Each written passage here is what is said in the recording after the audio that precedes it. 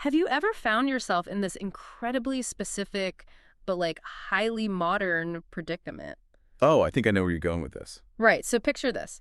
You are sitting on the couch after a long day, or, maybe you're at your desk trying to wrap up a project, and your phone screen lights up out of the corner of your eye. It's just that little flash of light. Exactly. And you pick it up just to check that single notification. Maybe it's a quick text from a friend asking a simple question, or an email you've been anticipating all afternoon. So you just want to clear it away. Yeah, you read it, you reply, the entire transaction takes maybe 5 seconds, but as your thumb hovers over the screen to lock it, it does that subconscious automatic slide over to the icon of your favorite short video app. It's like muscle memory. It really is. Yeah. You tell yourself, just a quick peek to clear my head. You swipe once, you swipe twice, and then you blink, you finally look up at the clock, and an entire hour has just vanished, completely sucked into a black hole of 15-second videos. It is honestly the defining temporal anomaly of our generation. And what's worse is the physical aftermath. When you finally press that lock button, you don't feel rested. You certainly don't feel entertained in any kind of lasting way. Not at all. Instead, you are left with this strangely heavy head.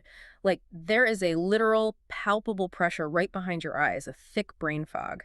And your ability to focus on whatever it was you were originally doing, it has dropped to absolute zero. Yeah, that physical sensation, that heavy viscous feeling in your prefrontal cortex, the friction you feel when you attempt to re-enter the pacing of the physical world, well, it's not a metaphor. Wait, it's not? No, it is a biological reality. What? Your nervous system has just been put through a centrifuge. That is wild.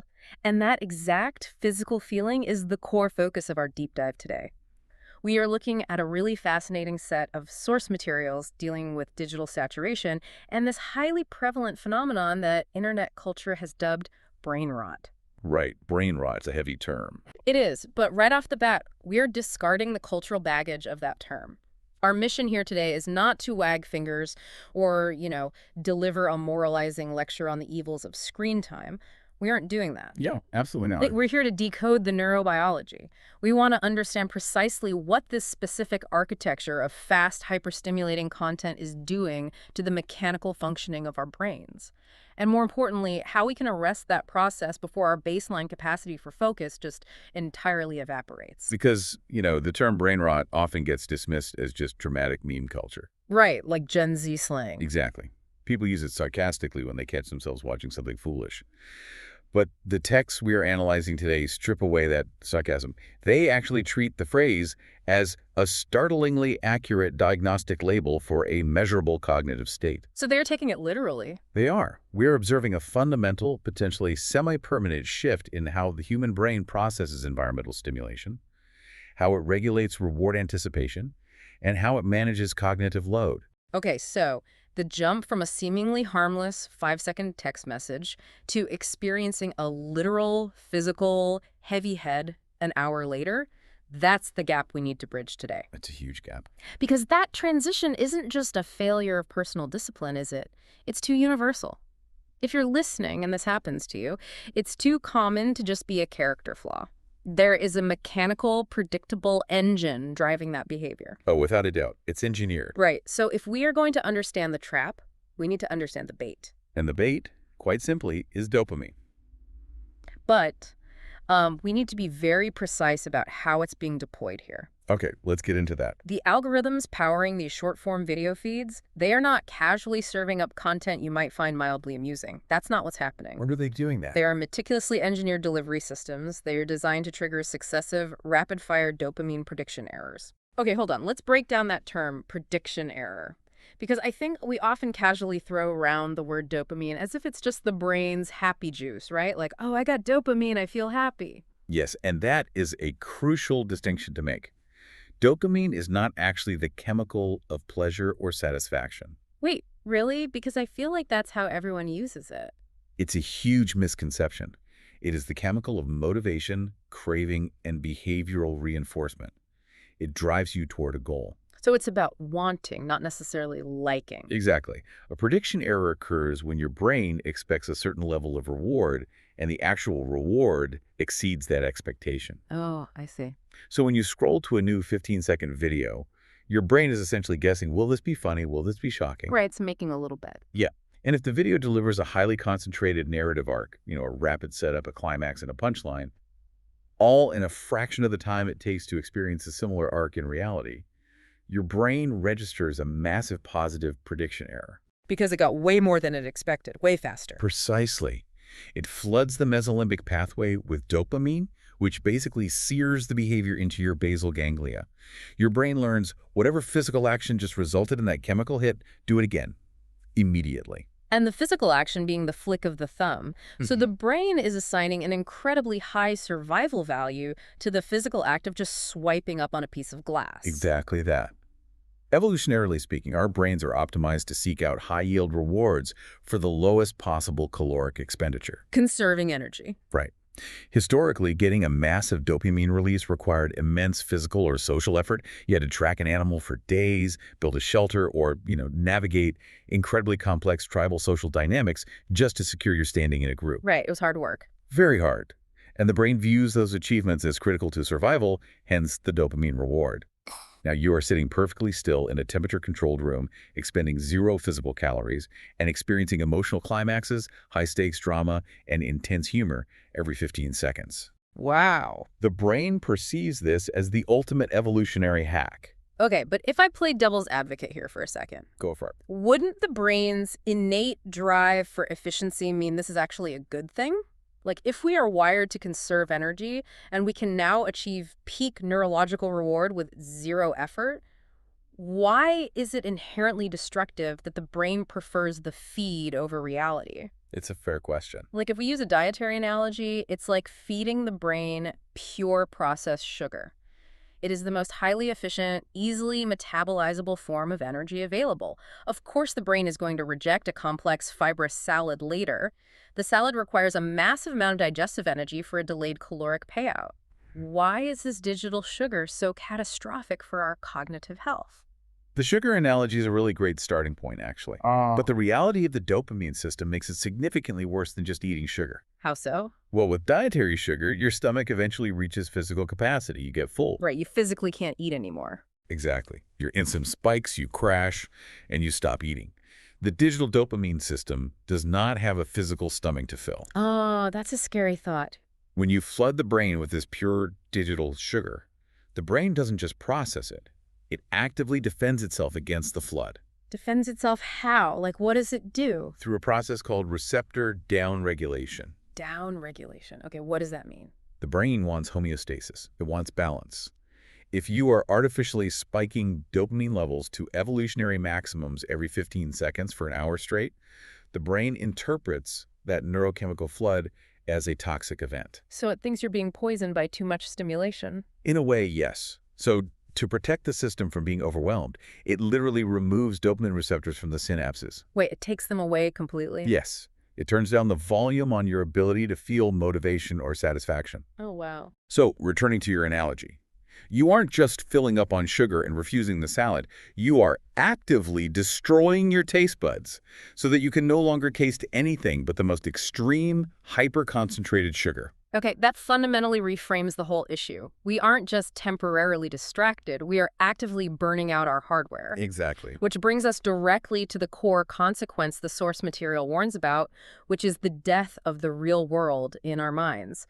If your baseline for stimulation requires an emotional climax every 15 seconds just to feel normal, the ambient pacing of reality becomes just, well, intolerable. Intolerable is the right word. The physical world suddenly feels like a sensory deprivation tank. That's a powerful image. Think about trying to transition from a scrolling session to a normal, healthy activity, like reading a dense nonfiction book, or studying for an exam, or even just having a long, nuanced conversation with a friend in a coffee shop. Right, those activities are the fibrous salad. They require chewing. Lots of chewing. A long conversation requires a tremendous amount of patience and active processing. You have to listen to your friends stumble through their thoughts. Which people do. They do. You have to interpret their microexpressions, you have to hold their context in your working memory, and you have to delay your own gratification until they finally arrive at their point 10 minutes later. And if your brain's internal clock has been recalibrated by the algorithm, you are sitting across from your friend nodding, but internally you are just vibrating with agitation. Yes, vibrating. You are mentally swiping. You just want them to get to the punchline because your downregulated receptors are starving for a spike. And the underlying friction there, that mismatch, is what causes that heavy-headed feeling you mentioned at the start. Oh, so that's where the brain fog comes from. It is. It is a profound sensory and neurochemical mismatch. You have revved your cognitive engine up to Formula One speeds, and then you've slammed on the brakes to navigate a school zone. The brain is fighting the slow pacing of reality. Exactly. Activities that used to easily clear the threshold of satisfaction, like taking a walk with no headphones or watching a sunset, they just no longer register. They fall below the newly elevated dopamine threshold. That's incredibly sad, honestly. It is. The absence of high-speed stimulation is experienced by the nervous system not as peace, but as a deficit. It manifests as boredom, irritability, and a creeping generalized anxiety. That sudden temperature drop when you step away from the phone and realize the room feels freezing cold, that perfectly explains the diagnostic symptoms our source material dives into next. Right. The 3 hidden symptoms. And I appreciate that the text doesn't present these as clinical DSM-5 medical diagnoses. They are framed as behavioral tells, hidden in plain sight within our daily routines. Everyday realities. Yeah. And the first one they identify is rapid distraction, specifically highlighting this terrifying phenomenon where you attempt to read a physical book and roughly 2 minutes in, your hand just automatically reaches for your phone. It is the ultimate betrayal by your own motor cortex. I have absolutely caught myself doing this, and the biomechanics of it are genuinely unsettling. It feels like you aren't in control. Right. I will be sitting on the couch watching a long-form movie on the television, a movie I specifically chose that I'm genuinely interested in, and my hand will just drift into my pocket, pull out the phone, and unlock it. It completely bypasses my conscious executive function. You didn't even decide to do it. Exactly. I do not want to look at the device. I have made no conscious decision to divert my attention. My hand operates as if the phone is an extended appendage of my own body schema. Well, that phantom reflex is a classic hallmark of physical addiction. And the source text points out that 2-minute mark for a very specific structural reason. Oh, why 2 minutes specifically? 2 minutes is roughly the limit of your working memory's capacity to hold on to an unrewarded task before seeking a dopamine payout. Wait, really? So the 2-minute mark is the breaking point of our delayed gratification. Precisely. When you open that physical book, your brain starts doing the complex work of decoding black symbols on a white page, translating those symbols into language, holding the characters in your working memory, and visually constructing the scene in your mind's eye. Which is a lot of work. It is an incredibly high-friction, high-calorie cognitive task.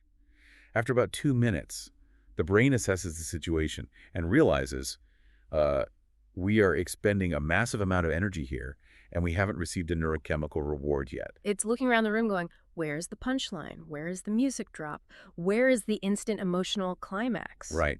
And because those downregulated receptors we talked about are already operating in a state of deficit, the brain immediately signals a craving for the path of least resistance. Which is the phone. Yes, the automatic phantom reaching for the phone is your nervous system instinctively pulling the lever on the slot machine because the book is failing to pay out fast enough. Wow.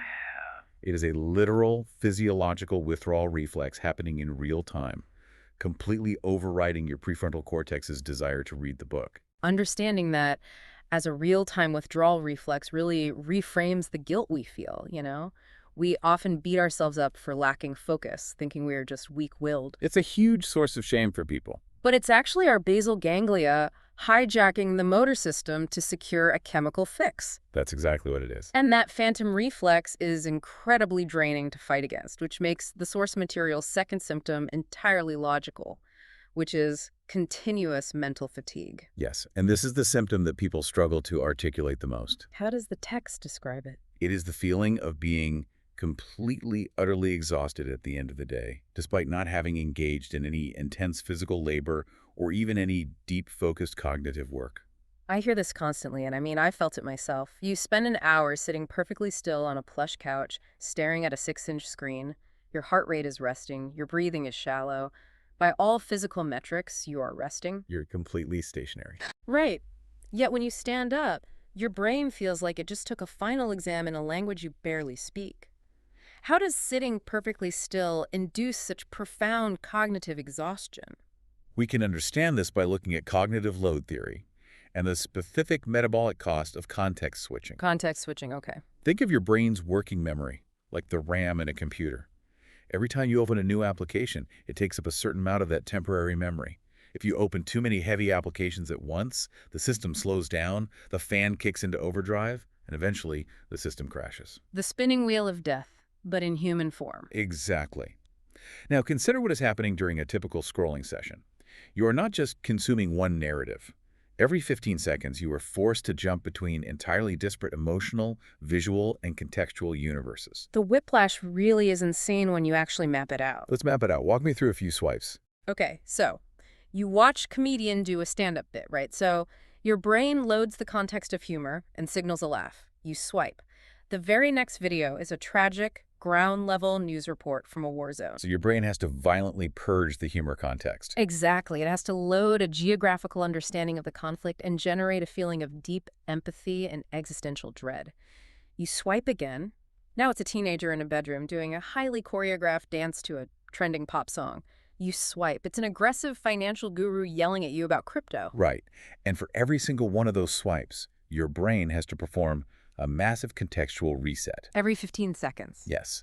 It has to visually map a new environment, assess the emotional tone of the speaker, process the auditory information, search your memory banks for relevant context, and then generate the appropriate emotional and physiological response. That sounds exhausting just listing it out. Doing that once or twice is normal human interaction. Doing it 240 times in a single hour, that requires an immense, staggering amount of metabolic energy. So we are essentially redlining the brain's processing engine while our physical body is just sitting in park. You are putting your emotional and cognitive processors through a high-speed blender. The brain consumes roughly 20% of the body's total glucose supply just operating at baseline. Just to keep the lights on. Right. So when you force it to rapidly context switch hundreds of times an hour, you are burning through that glucose at an accelerated rate. The fatigue you feel when you finally put the phone down is not physical tiredness. It is acute decision fatigue and severe emotional whiplash. So that brain fog is just an empty gas tank. Exactly. The prefrontal cortex is quite literally drained of its energy reserves. It has exhausted itself simply trying to keep up with the algorithm's chaotic, nonlinear feed. That makes the heavy head sensation make perfect sense. It's the feeling of a depleted battery. It's high-intensity interval training for your central nervous system, but entirely devoid of any restorative health benefit. That's a great way to put it. Which leads us to the most ominous symptom identified in the text, and honestly, perhaps the darkest phase of this entire cycle. Yes, the third symptom, which the text labels dead scrolling. Just the phrase itself, dead scrolling, sounds like something out of a dystopian sci-fi novel. It really does. But the description is chillingly accurate. The text defines dead scrolling as the phase where you are continuously swiping up, moving your thumb in a trance-like state without actually enjoying, retaining, or even fully paying attention to the content on the screen. You've transitioned from an active consumer to a passive conduit for the algorithm. But there is a massive friction point here that we have to address. The entire premise of this behavior historically is the pursuit of pleasure, right? We open these apps because we want to laugh, we want to learn a random fact, we want to feel connected. That's the initial hook. If we reach a point where we are no longer having fun, where we are just staring blankly, feeling numb, and not even registering the content, why on earth does the brain keep sending the signal to swipe? If the reward is gone, why doesn't the behavior extinguish? This is where we have to look at the split architecture of the brain's reward system. We tend to think of wanting something and liking something as the same experience. Right. If I want a slice of cake, it's because I like cake. Exactly. But neurochemically, they are governed by two entirely separate systems. Really? Two different systems? Yes. The liking system, the one that actually experiences pleasure, joy, and satisfaction, is driven by opioid and endocannabinoid receptors. Okay. The wanting system, the one that drives motivation, craving, and compulsion, is driven by dopamine. Oh. So you can biologically crave something that you no longer actually enjoy. Exactly. This is the hallmark of late-stage addiction mechanics. When you first download the app, the two systems are aligned. You want to watch a video, you watch it, you like it. Because it's novel and fun. Right. But as we discussed earlier, the constant flooding of the system causes those dopamine receptors to downregulate. You build a tolerance. Eventually, the opioid system checks out. You no longer get the high. You no longer like the content. But the wanting system is still going. Yes, the dopamine system, the craving engine, is still firing on all cylinders. And the algorithm uses a schedule of intermittent variable rewards to keep that dopamine engine running. Wait, intermittent variable rewards, that's the B.F. Skinner operant conditioning chamber, right? Precisely. Skinner found that if you put a rat in a box with a lever, and the lever gives food every single time, the rat will only press it when it's hungry. Because it knows the food will always be there. Exactly. If the lever never gives food, the rat ignores it entirely. But if the lever gives food randomly, sometimes 1 pellet, sometimes nothing, sometimes a jackpot of 5 pellets, the rat will become obsessed. It just keeps pressing it. It will press the lever until it physically collapses from exhaustion. Because the unpredictability of the reward creates a massive dopamine spike regarding the anticipation of the reward rather than the reward itself. Yes, the anticipation is the drug. The algorithm has digitized the Skinner box. You don't get a hilarious video every time you swipe. No, definitely not. You get a lot of mediocre videos, a few boring ones, and then randomly a highly stimulating one. When you are dev scrolling, your brain has become completely desensitized to the content itself, but it is trapped in the loop of anticipation. So you are hopelessly pulling the lever on the digital slot machine. Desperately searching for a chemical hit that your downregulated receptors can no longer actually feel. And underlying all of that is the terror of stopping. Because if you stop swiping, the noise of the feed cuts out, and you are forced to immediately confront that freezing cold room of reality we talked about earlier. You have to face the silence. Exactly. The boredom and the creeping anxiety of your own unmedicated thoughts. Dead scrolling is essentially the brain choosing a state of numbed hypnosis over the pain of chemical withdrawal. It is a profound state of cognitive paralysis. The dopamine circuitry is blindly driving the motor function of the thumb long after the executive function of the brain has abandoned ship. Wow. Okay, looking at this entire diagnostic picture, it's intense. We are at the mercy of phantom physical reflexes overriding our intentions. Our cognitive RAM is completely maxed out, leaving us continuously exhausted, and we are trapped in zombie-like compulsion loops driven by variable rewards. It is a dark picture. It paints an incredibly bleak picture. It feels like we are outgunned. We are fighting a war against psychological architectures that exploit the deepest, most ancient vulnerabilities of our nervous system. But, and this is crucial, it's not hopeless. Right. Shifting to the latter half of our source material, the tone pivots significantly. The authors do not advocate for technological nihilism. They don't suggest we smash our routers and move off the grid to live in a cabin. And that pragmatic approach is what makes this protocol actually functional. Complete digital isolation is an impossible metric for modern success. Yeah, you need the internet. You need it to function in the modern economy, to maintain social ties, to navigate the world. The goal of the source material is not eradication. It is deliberate, strategic recalibration. Recalibration, I like that. The authors outline a precise, 3-tiered protocol to reestablish executive agency over the dopamine system. I am clinging to the phrase reestablishing agency because right now it feels like the algorithm is holding the steering wheel. Let's break down the mechanics of this protocol. The first rule the text establishes focuses entirely on the morning routine, specifically the first 20-minute rule. The directive here is brutally simple, but psychologically agonizing for most people. What is it? Do not allow your phone to enter your field of vision, let alone touch it for the first 20 minutes after you wake up. Okay, we hear versions of this advice all the time, right? Like, don't look at your phone in bed. But the source material is very specific about why this window of time is so critical. It's not just about eye strain or blue light. It's about the vulnerability of your brain's operating state as it boots up. Yes, the text uses a fantastic guiding principle here. Let your brain wake up to reality first, not algorithms. Oh, that's a great quote. To understand the mechanics of this, we have to look at sleep architecture and brainwave states. When you are asleep, you cycle through deep delta waves and REM sleep. As you begin to wake up, you transition into a theta wave state. The theta being that sort of liminal hypnagogic state where you are conscious but still groggy, almost dreamlike. Exactly. The theta state is highly suggestible. Your brain's critical defense mechanisms, your logical filters, they are not fully online yet. So you're basically a sponge. You are a sponge for environmental input. Slowly, as you wake up, you transition into alpha waves, which is relaxed alertness, and eventually beta waves, which is active, engaged thought. Okay, following. Your brain uses those first waking moments, that theta state, to Yeah. calibrate its baseline for the entire day. It asks, what environment am I in? Am I safe? What is the required operational speed for today? Okay, so if you reach over to your nightstand, grab your phone, and immediately open a high-speed video feed while your brain is still in that suggestible theta state, you are violently hijacking that calibration process. You are artificially forcing a massive spike in both dopamine and cortisol before your nervous system has even established its footing. Cortisol, too, so you're waking up stress. Yes, you are telling your brain in its most vulnerable state that the environment requires hypervigilance, rapid context switching, and extreme emotional reactivity. It fundamentally rewires your baseline anxiety for the next 16 hours. If we go back to our earlier metaphors, it's not just having 100 strangers scream at you in your bedroom. It's allowing the algorithm to install its own operating system while your brain's firewall is temporarily disabled. That's a perfect way to conceptualize it. By aggressively defending a 20-minute buffer zone every morning, you're allowing the firewall to boot up. Just 20 minutes. Just 20. You are anchoring your nervous system in the predictable, slow-paced physics of the real world.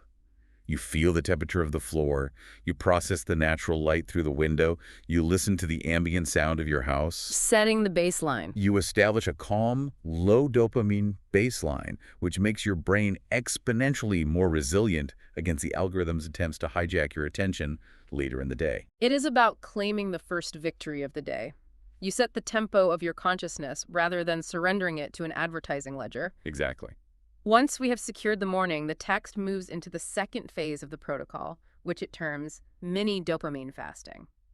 The instruction is to designate specific, non-negotiable windows of time throughout the day where short-form, rapid-fire content is strictly banned. The primary examples they use are during meals and the critical hour before sleep. This is where we begin the actual work of repairing the hardware. I want to examine the terminology here, though.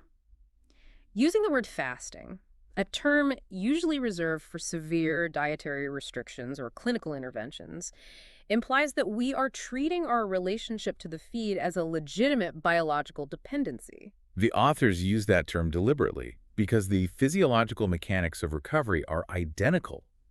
We are orchestrating a controlled withdrawal. Wow, okay. When you enforce these mini fasts, say you sit down to eat lunch, and instead of propping your phone against a water glass to consume a dozen videos, you force yourself to eat in silence or just look out a window.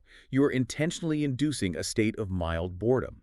And as we established earlier, because our receptors are downregulated, that boredom is going to feel incredibly uncomfortable. It will feel agonizing. Your phantom reflex will fire aggressively. Your hand will twitch towards your pocket. You'll feel like you're missing out. Your brain will generate a low-level hum of anxiety, screaming at you that you are wasting time, that you need stimulation, that you need to check the feed. So why lean into that pain? What is the mechanical benefit of forcing ourselves to sit in that uncomfortable quiet? Because that discomfort is the sensation of your brain healing. Really? It's like a muscle aching after a workout. Exactly. When you deny the dopamine system its expected high-speed input, you force the brain to activate the default mode network, or the DMN. The default mode network, what does that do? The DMN is the neural network that takes over when your brain is at wakeful rest, when you're daydreaming, or when you are letting your mind wander without a specific task, like when you're in the shower. Oh, is that why people always say they get their best ideas in the shower? Yes, because you can't scroll in the shower. Mm. This is the network responsible for deep creativity, synthesizing memories, and forming a cohesive sense of self. The algorithm actively suppresses the DMN because the DMN requires boredom to activate. So by enduring the quiet of eating a sandwich without a screen, we are doing two things. We are turning the default mode network back on, and we are allowing our dopamine receptors to begin upregulating again. Yes, you are systematically lowering your brain's threshold for stimulation. You are retraining your neurological taste buds to detect the subtle flavors of the real world again. To taste the salad. If you can push through the initial withdrawal anxiety of a silent lunch, you will eventually find that normal, slow-paced reality becomes engaging again. You regain the ability to taste the fiber salad. And applying the same fasting principle to the hour before bed seems equally critical, but for a slightly different mechanical reason. The pre-sleep fast is about nervous system regulation. As we discussed, rapid context switching spikes cortisol and adrenaline. Because your brain thinks you're navigating war zones and dance crazes simultaneously. Right. If you are dead scrolling right up until the minute you close your eyes, your nervous system is in a state of hyperarousal. You may lose consciousness, but your brain architecture will not descend into the deep, restorative delta wave sleep you need to clear out cellular waste and consolidate memories. You're asleep, but you aren't resting. Enforcing an hour of digital fasting before bed allows the cortisol to clear your bloodstream, ensuring that your cognitive battery actually recharges. Okay, so we defend the morning, and we enforce controlled withdrawals during meals and before bed to recalibrate our receptors. But there are still hours in the day where we legitimately want to be entertained, right? We want to relax. We aren't monks. Of course not. This leads to the third and final step of the protocol, which I find the most insightful because of what it doesn't ask you to do. The text advocates for content replacement, explicitly warning against content deletion. This is the linchpin of the entire recovery strategy.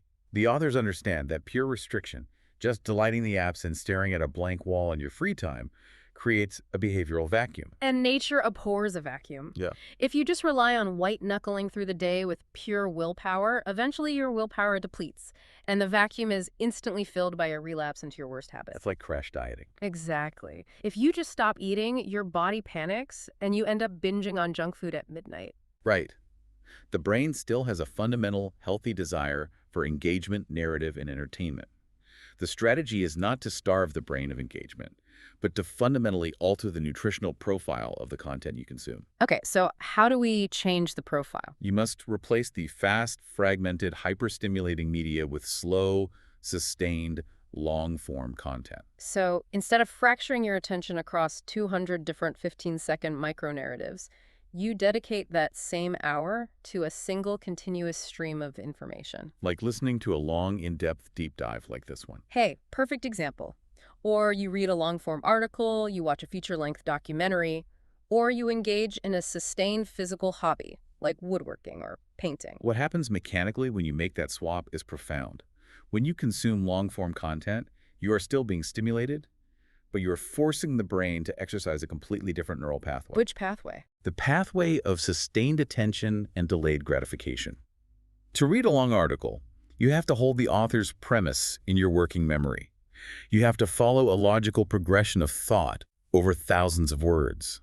You have to delay the dopamine payout of the conclusion until you have put in the work of understanding the context. You are essentially taking your prefrontal cortex to the gym. You are rebuilding the endurance muscle of your attention span. You are providing the brain with a complex carbohydrate instead of pure processed sugar. It still provides energy, but it burns slowly, steadily, and it requires the system to operate exactly as it was evolutionarily designed to function. That makes so much sense. Over time, this replacement strategy rebuilds the neural architecture necessary for deep, concentrated, undisturbed thought. Looking at this protocol in its entirety, it requires a significant amount of conscious, deliberate effort. You have to fight your own phantom reflexes, you have to intentionally endure the discomfort of boredom, and you have to actively choose higher friction entertainment over frictionless algorithmic feeds. It is an uphill battle. It demands constant vigilance. Which begs the ultimate question. Why should the listener bother? Why engage in this daily, exhausting war against your own phone just to reclaim a slightly longer attention span? The source material addresses this in its conclusion by brutally clarifying the stakes of the conflict. This is not just a self-help exercise in productivity. It's not just about reading more books. No. The text asserts a fundamental truth of the modern era. Your attention, your capacity for sustained focus, is the most precious, scarce, and valuable asset you possess. We have been conditioned to think of our money, our property, or our physical labor as our primary assets. But in the digital information economy, attention is the literal foundational currency. And we have to recognize the engineered asymmetry of the battlefield. When you were sitting on your couch at 9 p.m. feeling exhausted, attempting to exert a little bit of willpower to put the phone down, you are not just fighting a bad habit. What are you fighting? You are engaging in asymmetric warfare against thousands of the most brilliant psychological and engineering minds on the planet. Wow. They are armed with supercomputers, infinite server space, and massive budgets, all running predictive algorithms specifically coded to hack your evolutionary biology and steal your time. Your attention is not accidentally drifting away. It is Yeah. being systematically and Oh, deliberately harvested. harvested. Every second you spend in a state of dead scrolling, every micro moment of emotional whiplash you endure is converted into a fraction of a cent on an advertising ledger. It is deliberate, psychological strip mining, wrapped in the colorful guise of free entertainment. They are extracting the raw material of your consciousness. But the radically empowering thesis of the text, the reason this isn't just a tragedy, is that the architecture of extraction ultimately requires your physical complicity. You have to hold the phone. Exactly. Despite the supercomputers, despite the behavioral psychologists designing the UI, despite the bottomless feed, the final physical action remains under your jurisdiction.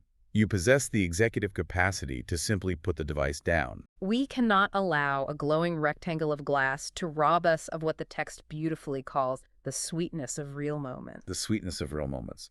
That phrasing perfectly captures what is lost when the receptors downregulate. It is the capacity to sit across a table from a friend, to look them in the eye, and to truly, deeply hear them without feeling the phantom itch in your pocket. It is the capacity to open a challenging book and allow your mind to be transported for hours. Yes. It is the simple, profound ability to sit on a park bench, to exist in the ambient pacing of the physical world, and to feel entirely at peace within your own mind, completely free of the compulsion to escape it. If we forfeit our attention to the algorithm, we forfeit our ability to experience the depth and fidelity of our own lives. The stakes literally could not be higher. We have traversed a massive amount of cognitive territory today. We've examined the neurochemical engine of the dopamine trap, breaking down how rapid prediction errors and receptor downregulation turn 15-second videos into toxic digital sugar, fundamentally ruining our appetite for the slow, complex nourishment of reality. We've decoded the hidden behavioral symptoms, too. Right, understanding how the phantom reflex is a literal withdrawal response overriding our motor cortex. How continuous mental fatigue is the metabolic price of relentless context switching. And how the trance of dead scrolling utilizes the psychology of the Skinner box to trap us in compulsion loops long after the pleasure has vanished. And most importantly, we have laid out the mechanical blueprints for recovery. The action plan. We know how to defend our baseline by protecting the morning theta wave window. We know how to utilize mini dopamine fasts to intentionally induce boredom and upregulate our receptors. And we understand the necessity of rebuilding our cognitive endurance by replacing fragmented digital sugar with the complex carbohydrates of long-form sustained engagement. Right, content replacement. If you are listening to this right now and you recognize these patterns in your own daily life, if you felt that heavy head or caught your hand moving on its own, I want to reiterate the most important takeaway. You are not broken. You are not broken. You do not suffer from a catastrophic lack of discipline. Your nervous system is simply operating exactly the way it was evolutionarily designed to operate, and exactly the way the algorithm was engineered to exploit it. But recognizing the mechanics of the trap is the only way to dismantle it. As we conclude, I want to leave you with one final structural implication to consider. Something that builds directly on the text's assertion that attention is our most valuable asset. Okay, what is it? If our brains truly adapt to the hyper-fragmented pace of the feed, to the point where sustained focus becomes biologically painful, what happens to the architecture of our memories? Oh, that is a terrifying thread to pull. The consolidation of short-term experience into long-term memory requires sustained attention. It requires uninterrupted presence. If we are constantly fracturing our focus, continuously interrupting our own experiences to check a feed, are we essentially training our brains to only record the hyper-stimulating highlight reels of our existence? We miss the in-between. Are we allowing the quiet, slow, supposedly boring moments, the moments that actually constitute the vast, overwhelming majority of a human life, to simply slip away, completely unrecorded, lost to the void of a distracted mind? If you aren't paying attention to the slow moments of your own life, do those moments even belong to you? That is a profound question to carry with you. Thank you for joining us on this deep dive today. We hope unpacking these mechanics equips you with the insight to reclaim your cognitive agency and take back your time. Wishing you a day full of deep focus, uninterrupted slow moments, and the profound clarity of a quiet mind. The next time you feel that strange, heavy head, you will know exactly the mechanics behind it and exactly how to break the loop.